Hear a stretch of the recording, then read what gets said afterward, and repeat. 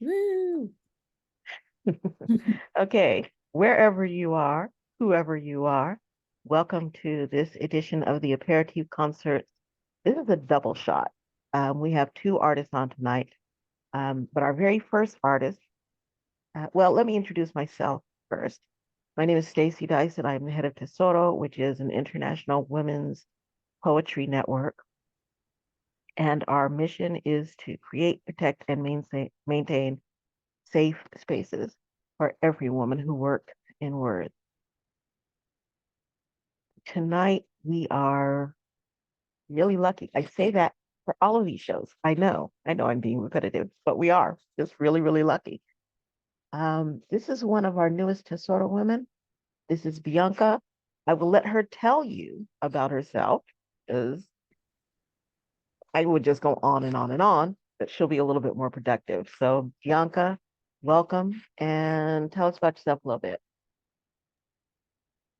Yeah, so I am a Bay Area native. I am based out in the East Bay Area, California. I just turned 28 years old last week.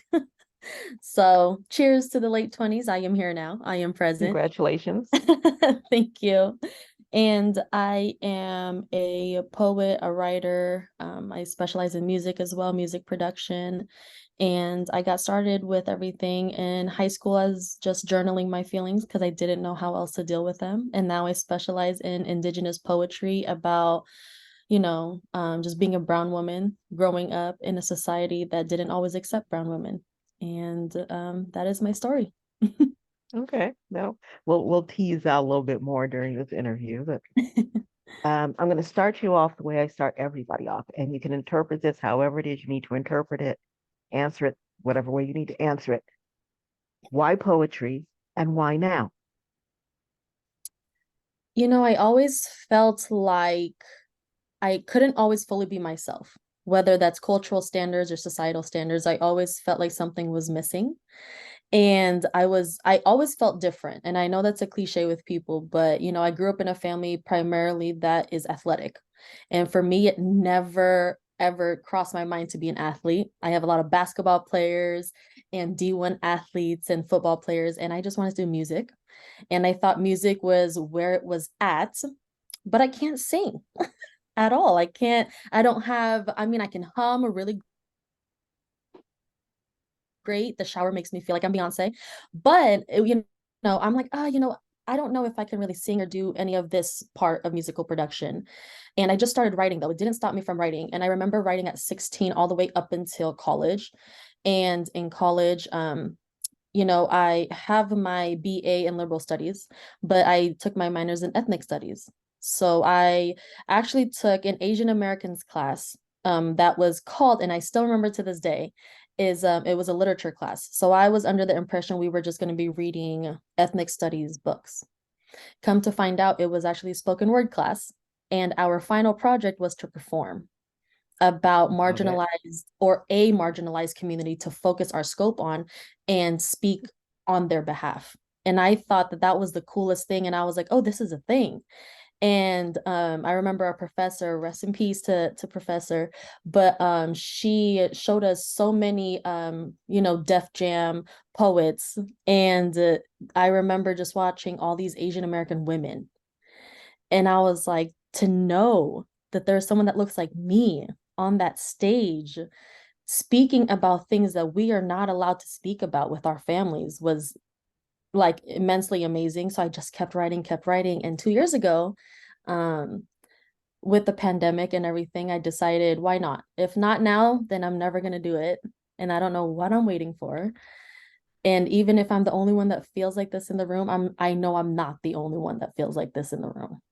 And yeah, I just decided not to be scared anymore, which is super hard because I still am terrified about emotions and speaking about them and being vulnerable.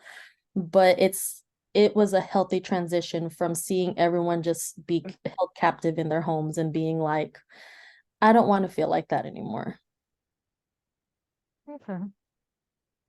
What is for you the hardest part of doing this? I mean, you Feeling. mentioned that, you were now openly, freely speaking about things that women of your background are not supposed to talk about. Mm-hmm. And I definitely know what that feels like. So is it that? Is it being a woman in what is perceived as a mostly male field? Mm-hmm. Is it just the sheer terror of getting up in front of people? I wanted to say it's a mixture of all of those things. Mainly, Okay. I think it's also debunking that whole stereotype of being a strong woman and what a strong woman looks like. And that part pisses me off. Is just a strong woman is supposed to look masculine, but you can't be masculine enough to, scare off all the men because you're a woman. You're supposed to be with a man, but you can't be with all the men because you need to still share some for your sisterhood. And it's like, it's just this whole balancing act, right?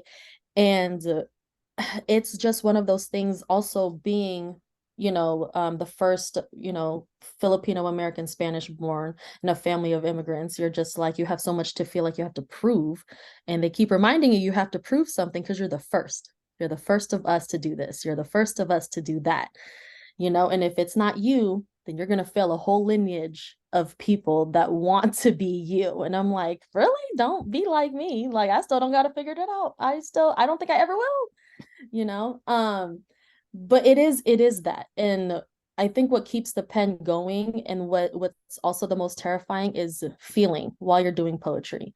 That was something I wasn't prepared for. When you're writing, I was under the impression that while I'm writing, I'm going to write my feelings down, and when I reiterate them or recite them in other spaces, I will become immune to these words and to these feelings. They're just going to be part of my story that I've already flipped through the chapter. No one tells you that healing is not linear, and you will relapse as you're reading these things, and you will put yourself back in that box you felt while you were writing. And yes, it's liberating, but damn, is it scary because you're trauma dumping on people, and you're just like, I'm going to cry. And they're like, no, it's okay. And I'm like, for me, it's not because I don't like it. So it's letting myself know that healing out loud is okay because you're probably helping someone else. But I'm so used to like not knowing what I need, and knowing that if I wrote it down, I figured it out, and now I have to go back. That's always the scariest part with poetry. And I think that's something I always undermined, was the emotions part. Okay. Yeah, I know exactly what you're saying about everything that you just said. Yeah. So, said a couple of easy, good favorite place to write, or do Oh, you need a place? I live with my parents now. Well, right now, and I've always been, but it's in my room. It's either in my Okay. room or we have a music room with my instruments. And even if I'm not playing an instrument, I think it's just like the solitary, like, confinement, but in things that I find comfort in. Like, what So, what comforts you? my plants. So in my room, I have about like 25 plants, different species of all kinds. And I talk to them. I'm nuts. I'm telling you, I'm nuts. And I talk to them, and I'm like touching their leaves, and I'm always like, oh, you need to be watered. But like, I talk to them about my day. And I Okay. think it's in my process of writing is the things I interact with the most. I like to create these mental analogies of how I would feel. Like, what am I feeling when I'm touching their leaves and when I'm talking to them? Because I have a hard time getting in tune with my femininity and with my vulnerability. So when I'm in my room and I'm stuck to see everything I interact with, my bed, my pillows, my picture frames, all these things around my room, I create this sensory overload in a healthy way of being like, does this really bring me peace? Does it bring me, like, just contentness? Does it bring me some type of like happiness? Why did I choose to be here? And why am I choosing to fixate on you? Like, and that's what gets me in the zone. Okay. The Lost my train of thought. Um, when you're writing, Mm. not when you're performing, but when you're writing. We'll get to when you're performing in a minute. When you're writing, where do you go? When I write, I immediately get on my bed and I turn off the lights and turn on my nightlight immediately when I Really? when I have a thought. Okay. And I don't know what about that. I think it's just it makes me feel like I'm by myself, like completely like in my own space. Okay. The cocoon effect, I guess. Yes, exactly. Or if I'm Okay. out in public and I don't have access to that, my immediate thing is I just sit in a corner, like I find a corner and I'm just on my notes app, just like zoned in. Um, when you're performing, Mm. where do you go? Are you just there in yourself? Does it take you to another plane of existence? Where are you when you're performing? Mm. It's mentally, I so my vessel is there. I'm present. I'm wherever I need to be. Um, Hmm. but I think mentally I get so nervous about performing. I genuinely do. I get so, and I don't know why. I can perform the same thing over and over again until I have it memorized. But when it comes to knowing that there's a stage of some kind or a platform or a person introducing you, my mind immediately goes to, okay, I need to be in my happy place. And I think performance wise, my happiest place is to picture myself as just an audience member, which is so odd. I think it's so I was odd. about to say, that's really interesting. I've never heard Yeah. anybody say that before.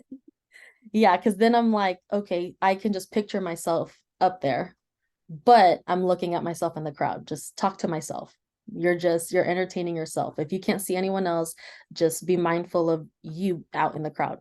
I don't ever think about like, oh, I'm going to be on this huge stage. I'm always like, okay, there's 1,600 seats. I'm going to be in one of them. And I just have to focus on that so I don't choke. Has that ever happened? Have you ever choked on stage? I have, but it's one of those nuances where people think, oh, she's taking a dramatic pause. So you can tell it wasn't a huge deal. But for me, I knew. And I'm like, no, I know. And they're like, no, stop. I'm like, yeah, but I know.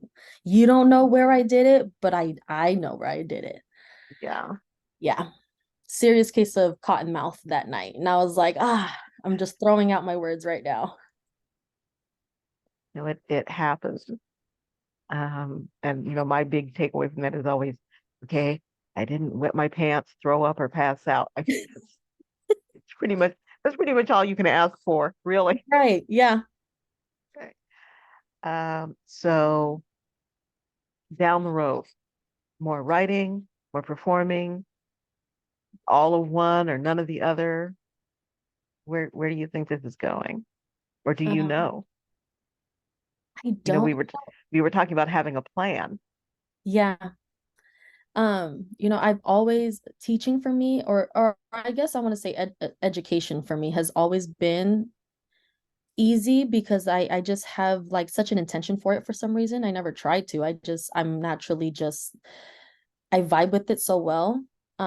Definitely more writing, more workshops, and more like facilitating those things. I think that I really see myself just being a part of a community and writing with others. I think that's my ultimate plan is like being able to write, hopefully release a book. That would be my end goal. I would love that, release a couple books, but mostly being and hosting other workshops with people that are like-minded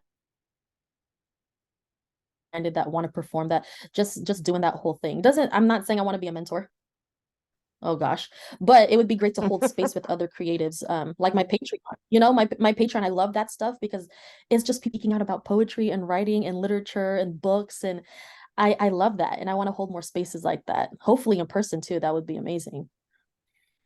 Okay.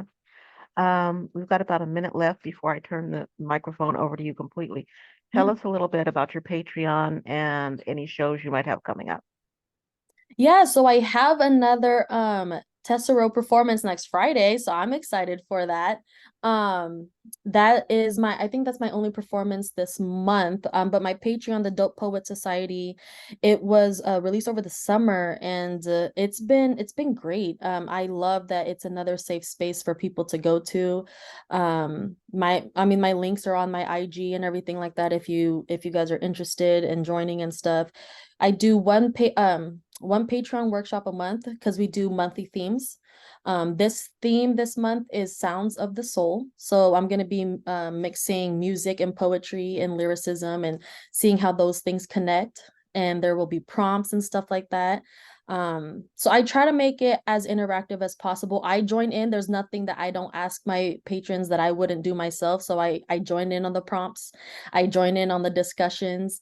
And it's just a happy and healthy community to be a part of, especially when our days are constantly taken away from us from our jobs and, all the other responsibilities. It's just a nice place to kind of, decompress. Okay, very cool. So when you get a minute, if you can put that information in the chat for anybody who might need to know. And my dear, the mic is yours. Do your thing. Awesome. All right, let me just post everything on here.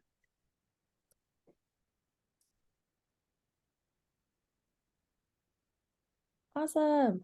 Okay, so before I start, I do want to share some affirmations with everybody. Just because I feel like everything out in the world is just crazy and shitty. We might as well just embrace ourselves completely in this space. Number one, you are capable of more than your entirety. Two, you can conquer anything. And three, you are everything this world needs right now. Don't worry about you before or you after. Just worry about you in this space right now. You guys could be anywhere in this world right now doing anything else, but you guys chose to be here, and I appreciate you guys for that. So my theme, I decided to go with the theme because I never know what I want to talk about. I'm so scatterbrained, It's a compilation of my healing. Specifically, what hurts me ends up healing me eventually. So this first poem, I debuted at a New Eurekan Poets Cafe.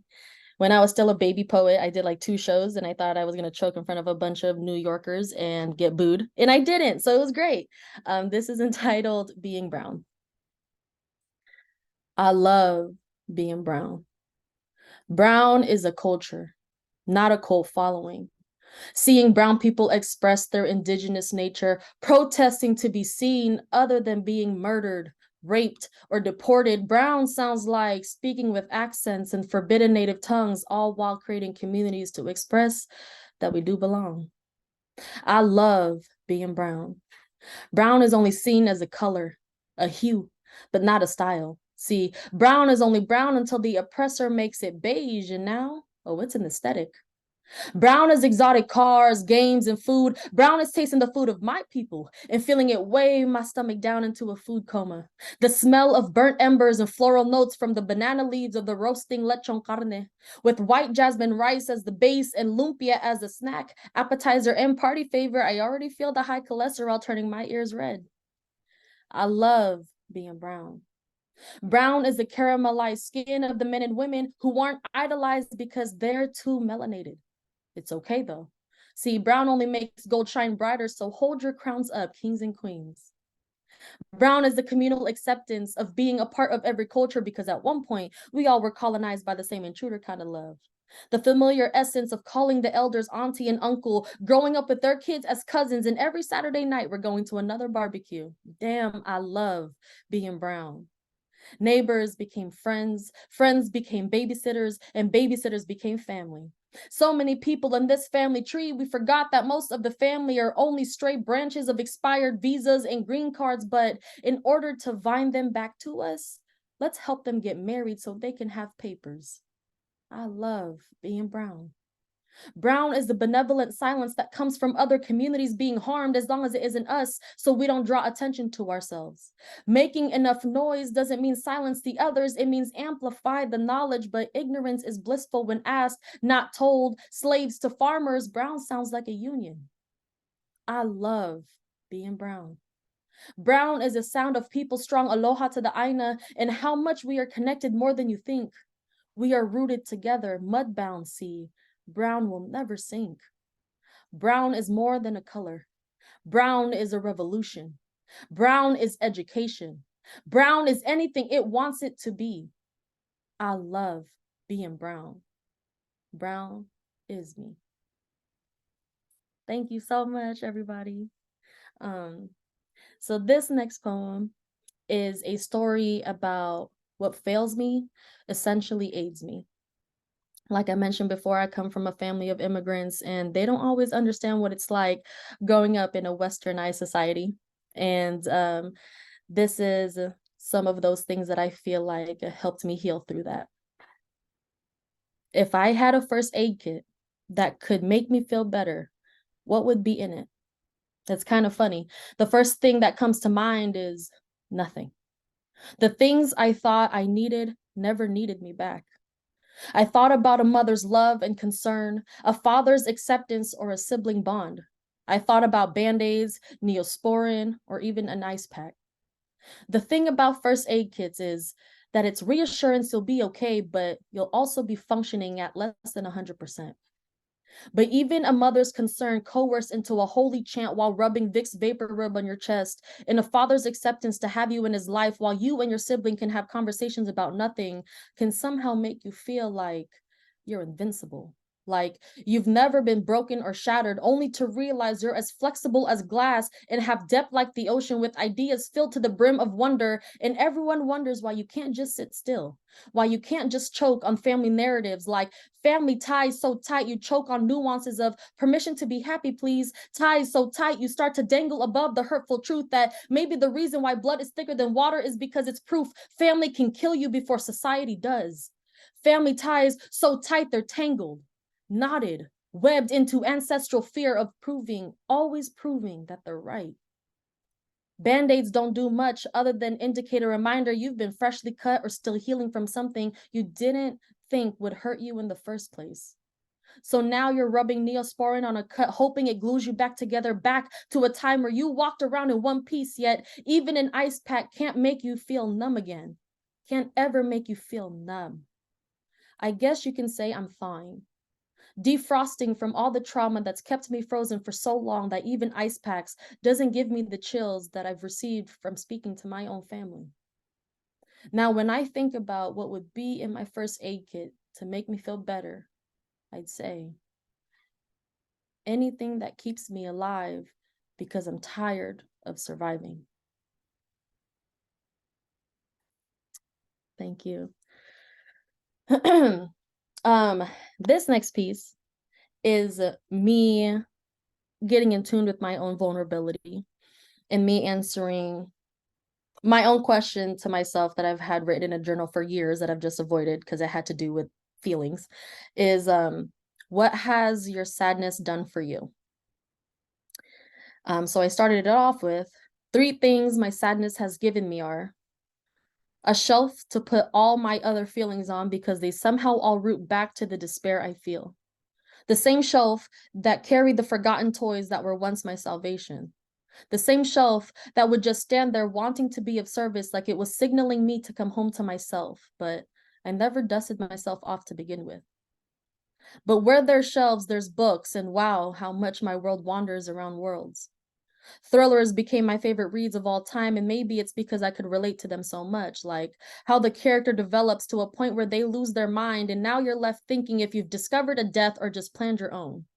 The worlds you enter like madness can only be normalized through text will always have me conceptualizing if my reality needs to be binded with a title for it to make sense to anyone else.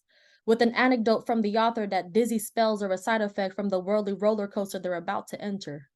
The tale of Despero. The tragedy of trauma bundled up in saving graces. Bounded by literary loopholes, I find myself escaping my sadness and wandering into oblivion.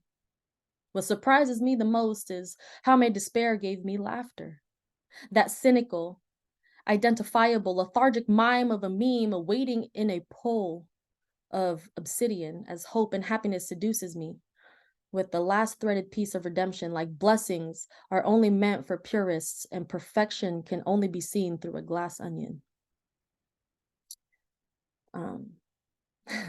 Thank you.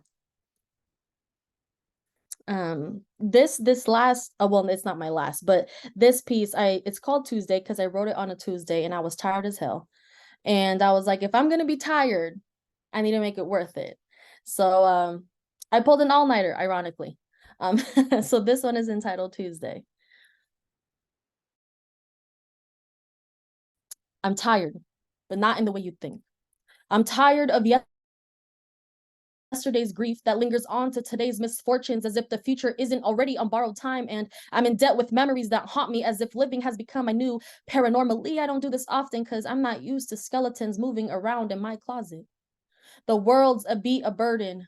Trauma creates a trapped mindset, and that's why I always have my mind set on things I'd otherwise forget. I feel as though my remains have been quilted together by people who thrive off of fabrications. Cadavers of my most truthful past mummified with concealed secrets that I can't seem to wrap my head around. I'm entangled by glorious righteousness, bombed by volcanic conundrums as I crumble under the pressurized tomb of my own kingdom, ruled by my insanity I pray I never fully wake up from. For the hibernus and the hibernation I endure keeps my alluring spirit at bay. Nothing is absolute. Everything changes. Everything moves. I have imposter syndrome because my guilty pleasures became my reality, and now I feel robbed of my innocence, yet my insecurities are magnified by people so minimal. The average of disappointments to accolades are starting to look alike. People prey on me like I'm the chosen one, like I'm someone they should idolize, when in fact it was their idle eyes that chose not to change when they were given every reason to. And now, as I wait for the weight of my body to level out, I feel as though I have pockets full of stones. Lay me down and let the only sound be the overflow. Now I take my sorrows of waterlogged wonders and reveal the nautical slip over my head, giving birth to my death. They hover over me in somber, muted blue-gray tones, wishing they understood why their decisions created the best in me, because when I was alongside them, all they thought was that they bested me. It's only Tuesday, and I'm tired.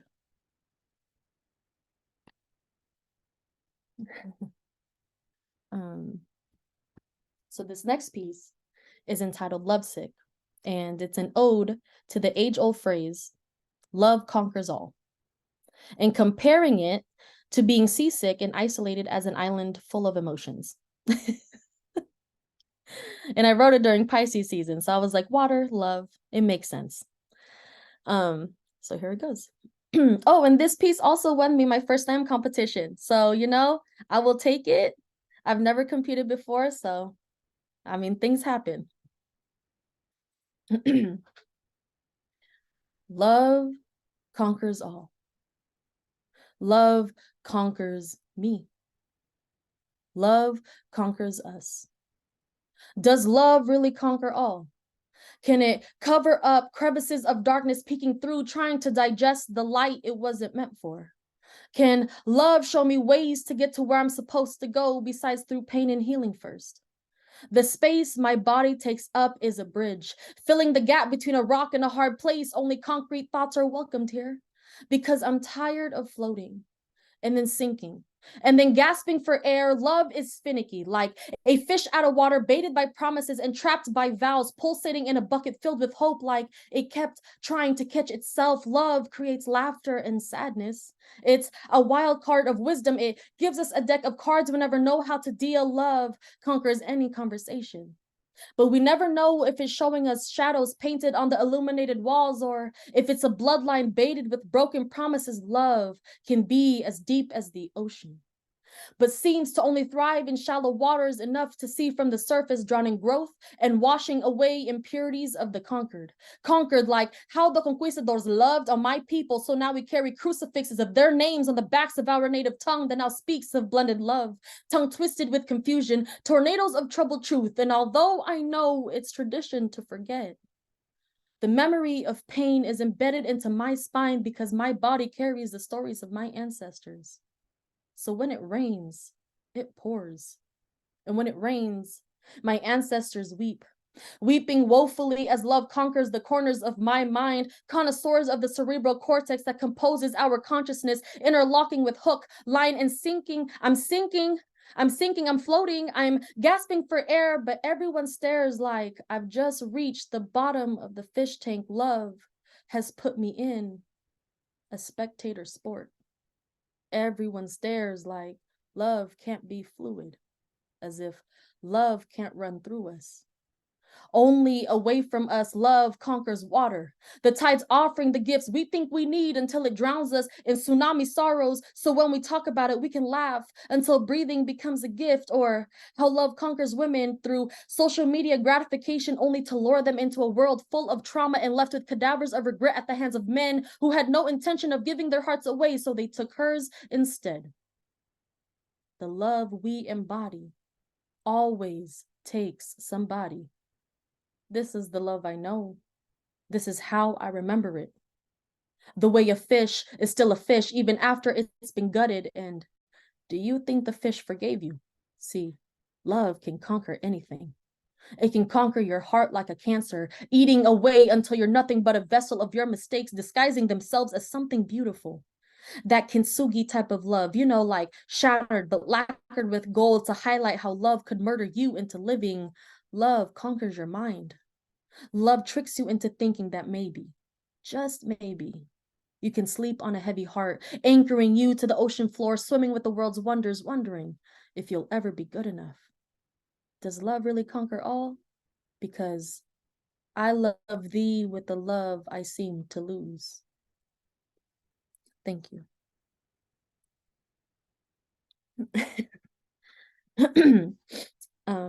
This next piece is my first memorized piece. I actually debuted it at a local East Bay open mic. I want to say December of last year. And my mentor was there, which was really important to me because that was the night she was like, yeah, you're a spoken word artist. She was like, you're not just flimsy little poet that want to talk about their feelings. Like you're it.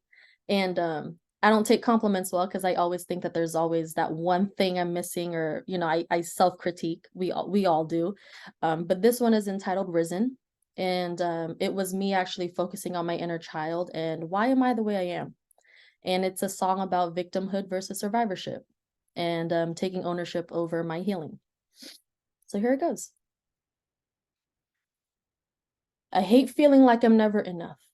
So I write words on paper, hoping the ink in my pen can cure me. After all, I'm just bittersweet poetry.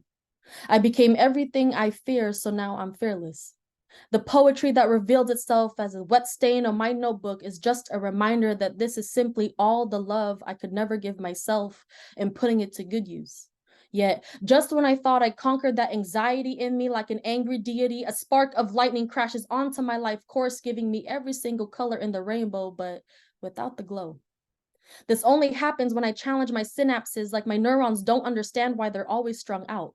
Like why I can revert back to addictions that I shadow as old habits. Like why I hold myself to a standard I stay choking at because the noose is my good place.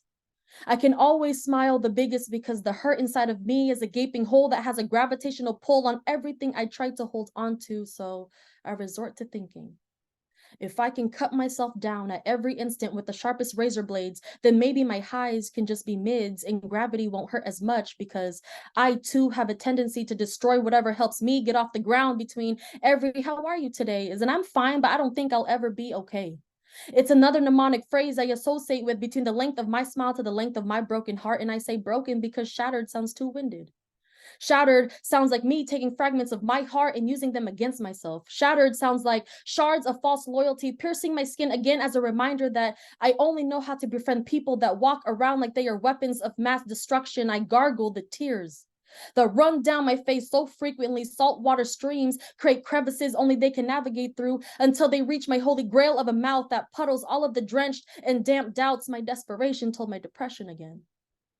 As my liquid soul finally drains itself out of me, I let out a dry sigh of relief. I drop my burden like a rusted ball and chain, trying to anchor my body into another ocean, only for me to realize that being an island doesn't mean you have to drown first, or even ever. The dingy despair of my feelings smell like laundry I just never got around to, or a wrung out towel that's been taken from a bathtub filled with waterlogged wounds and sat out in the sun for far too long. It's now become a stale, stained, mediocre savior, or a cluttered room that I carved pathways out of that imitate the mazes in my mind. I'm amazed how my mind can still work so vigorously. My emotions smell like wood chips from sharpening endless amounts of pencils that keep me writing with sweaty fits, and how the rubber constantly erasing the nuances of my existence can feel like I smeared my blood on every page to remind myself that everything beautiful has a consequence. Exhausted, but not extinguished. The subtleties that life breathes into me that barely escape the battered and bruised. The untying of the noose. The drawer that keeps away all of the sharp things reminds me that I have died a million times. It is reminding myself that if someone, anyone, can love a dying thing this way, then maybe my anguish is the most beautiful tarnished. A wounded warrior, the phoenix that had to burn first to feel the most alive.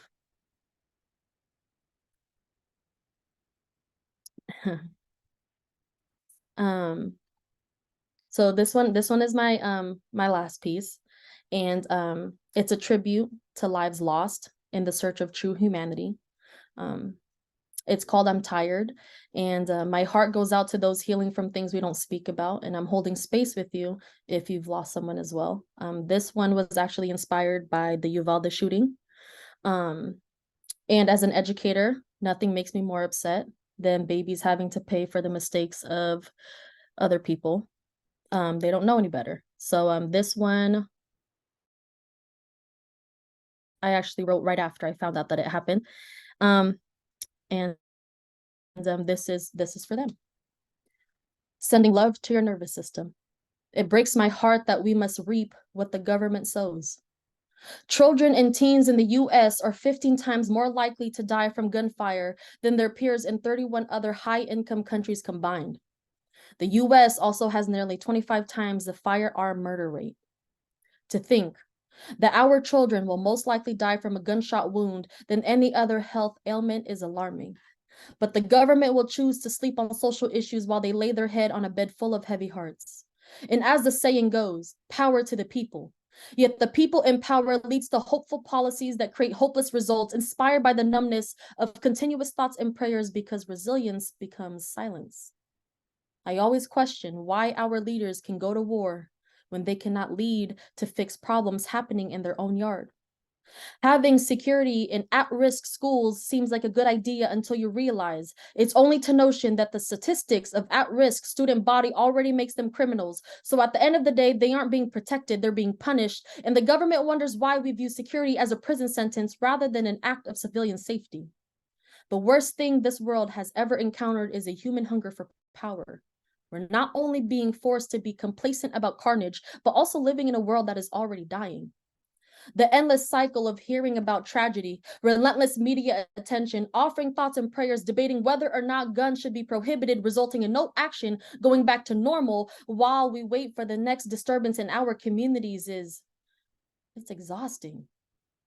We shouldn't live in simultaneous fear and numbness because our societal norm is arguing about what's justified while people's lives are being sacrificed like our lives are only meant to be glamorized through death. I'm tired of hearing another member of our communities become an ancestor. I'm tired of sending my thoughts and prayers. We need policies and change. I'm tired of hearing people's stories through their eulogies and post-mortem conversations. I'm tired of talking about others in past tense. I'm tired of having murder accomplices assigned to protect brown and black communities they have no interest in protecting. I'm tired of hearing desensitized debates on what laws we should make based on numbers and not bloodshed. I'm tired of the freedom I have because I carried it around like a burden from the third person testimony that pierces my skin like the bullets from the AR-15s that killed our children while officers were standing there waiting for the execution to be over before they even took action. There is no freedom in a war-torn world. There is only survival.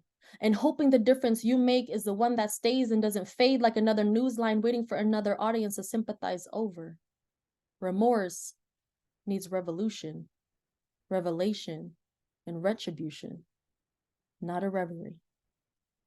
Thank you so much, family. Again, my name is Beeyonka, and I hope some of my pieces brought you peace tonight. Y'all open up your mics and throw this lady some roses. That was absolutely fantastic. Boom shakalaka laka, boom shakalaka laka. Beautiful, Bianca. Always great. I love it. Thank you. Thank you so much. I just want to state that I canceled a meeting because something told me to be here. Listen, I love the work. I'm following you now. I want to hear more. I want to hear more. Thank you so much. I'm glad I made it. Glad I made it.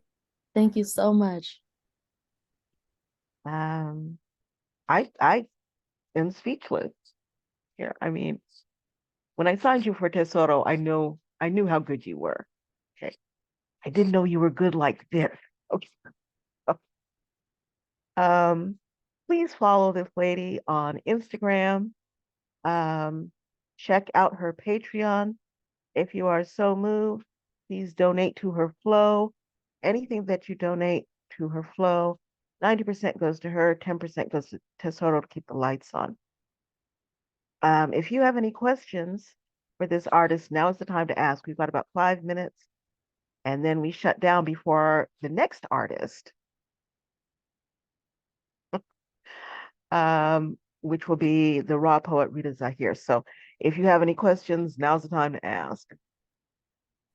Can I ask? So I'm sure there's a lot to this, right? But real simple. I'd like to ask you the top 5 people you would love to meet, dead or alive, the top 5. It doesn't matter if they're famous or not, just top 5 ever.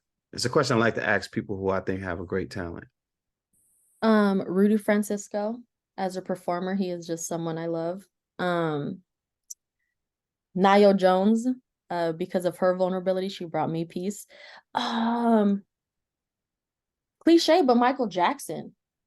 I just feel like lyrically, he's so underrated and overrated at the same time. He's just amazing. A lot of people talk about his music like it's great, but it's the best thing ever.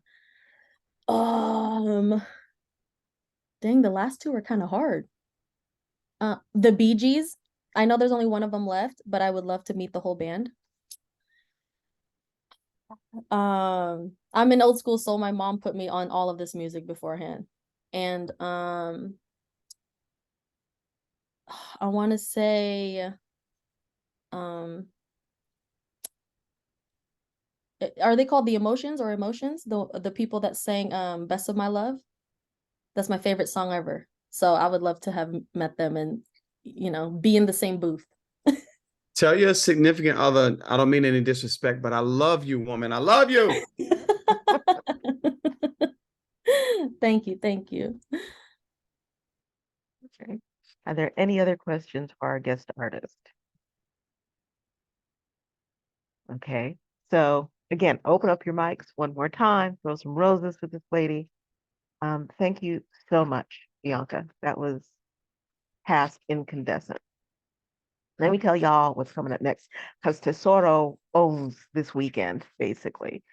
In 30 minutes, we will have the raw poet Rita Zahir to do an aperitif show, so y'all can find out a little bit more about her, what she does, and listen to her flow. Tomorrow, that's right, we never sleep. Tomorrow at 1 p.m. Pacific time, Red Medusa from London will be on Gestalt Poetry.